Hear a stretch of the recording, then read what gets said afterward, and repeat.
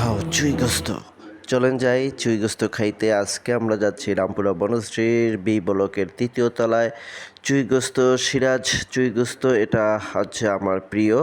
এদের খাবারটা খুব ভালো, কিন্তু দামটা মনে হয় আমার কাছে একটু বেশি। এদের এক বল চুই গোস্ত, নো এক বল না, মাত্র এক পিস। এখান থেকে এক পিস, এক বল দেখে আমরা ভেবেছিলাম অনেকগুলো দেবে, আসলে না। এক পিস চুই গোস্ত, সাথে ২টা বড় রসুনের পিচ এবং এক টুকরো চুই ঝালের একটি কাঠির মতো। এটার দাম হচ্ছে ১৯০ টাকা।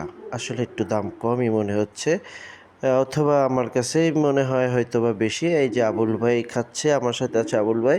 আজকে বাসায় কেউ ছিল না, ভেবেছিলাম দুপুরবেলা রান্না করব না, তো গরুর গোস্ত দিয়েই ভাত খাবো। সেটা হবে খুলনার ঐতিহ্যবাহী চুই গোস্ত। চুই গোস্তের সাথে আমরা খেয়ে নিয়েছি এক বোল ডাল, মাত্র ২৫ টাকা, সাথে